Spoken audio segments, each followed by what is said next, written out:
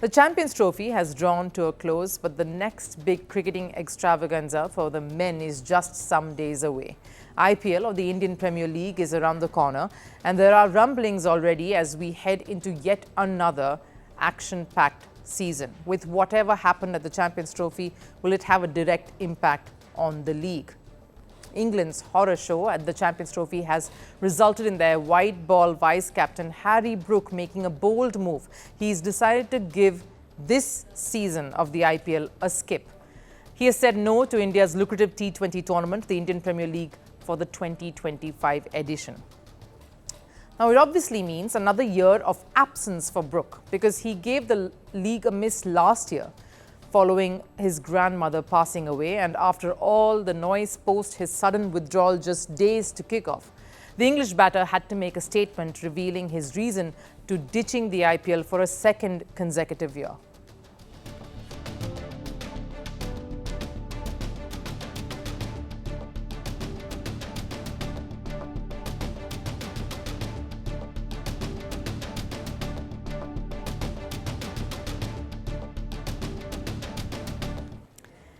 The middle-order batter said he wants to prioritise national duty over a league that's as crucial as the IPL. Quite a different approach than the trending sentiment, where players have opted for the league cricket over their country's commitments. We've seen players rejecting their central contracts just so that they can play in leagues around the world. Simply put, it's the lure of the big bucks. Clearly, big bucks just won't do for Harry Brooks. Shocking, as he's going to suffer quite the setback owing to this decision. Brook won't just lose the $715,000 that Delhi bought him for at the 2025 IPL auction, but also a chance to play at the league until the 2027 season. That's a long period of absence from such an important league. Because according to the directive issued by the league last year, any foreign player who voluntarily withdraws from the league after being picked at the auction will face fines, will face suspension for the next two editions, unless the reason is injury, of course. And going by how important both India and IPL are when you look at world cricket and the role these two have to play, we have to ask what made Brooks start this feud with India's cricket board BCCI in the first place. Let me paint a picture for you. England cricket is yet again in a state of flux, waiting for a revival. Sure, losses and defeats are part of any sport that you play, but these last few months have shaken up the cricket setup in the country, one that isn't the most liked in their own nation. The sentiments towards English cricket are far from favourable at this point, following their Champions Trophy debacle where they failed to win a single game. Players faced a lot of flack from former cricketers, experts, media and fans alike.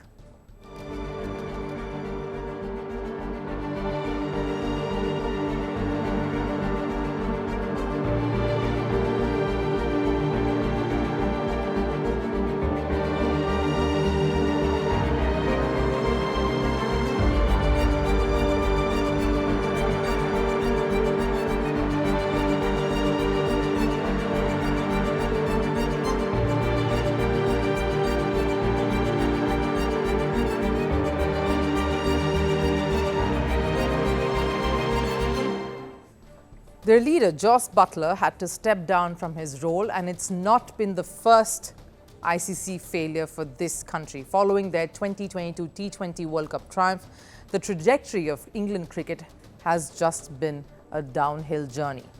A 7th place finish at the 2023 World Cup in India, group stage exit at the 2024 T20 World Cup, and the latest Champions Trophy hammering, where they finished last in their own group.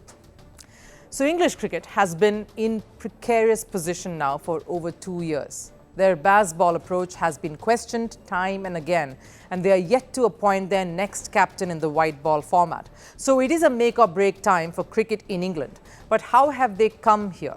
It has been because of their lackluster attitude. That's what's got them in the situation of not caring about certain results, coupled with their adamant reluctance to give up baseball that seems to have hurt them the most. That's what experts surely believe.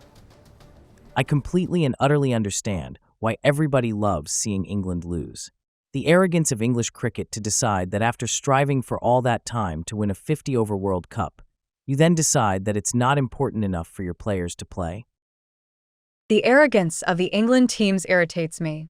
They say, we don't care about the result and we want to entertain, but people don't want to come and watch you if you lose all the time. This is what England cricket finds itself in currently. Former captain Nasser Hussain feels Brook might be the one to lead England on the field and out of the mess that they find themselves in right at this point.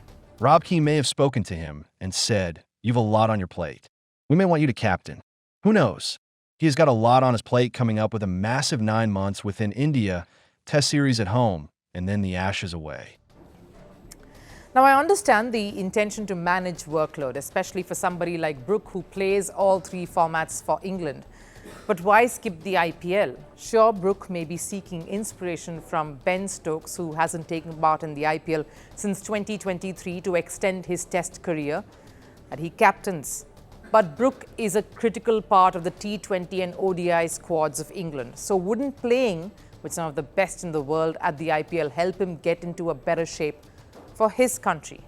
And it's most essential now than ever before when the 2026 T20 World Cup is set to take place in the subcontinent, an event which will be hosted by India and Sri Lanka. So wouldn't more seasons and time in the subcontinent only help Brook prepare for the big one? And as captain too, if that responsibility as well were to fall on him. Brook has showed us glimpses of the kind of player he can be in these conditions. A 55-ball 100 in Hyderabad against Kolkata in 2023, the only edition of the IPL that he took part in. Will that be the last of the memories of Harry Brook on the IPL scene for some time to come at least?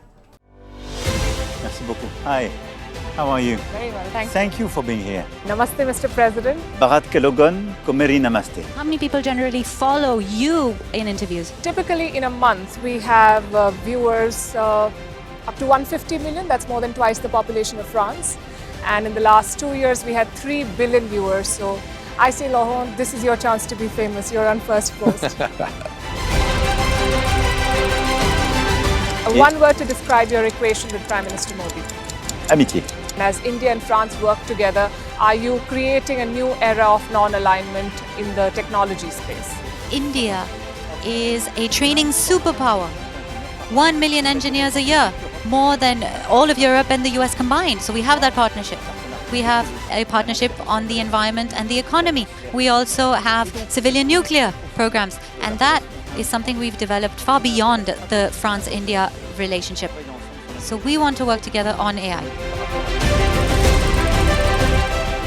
And then comes China with its DeepSeek, creating models at a fraction of the cost. Did that innovation take you by surprise? Did that breakthrough make you sit up and think, what did the Chinese do and how?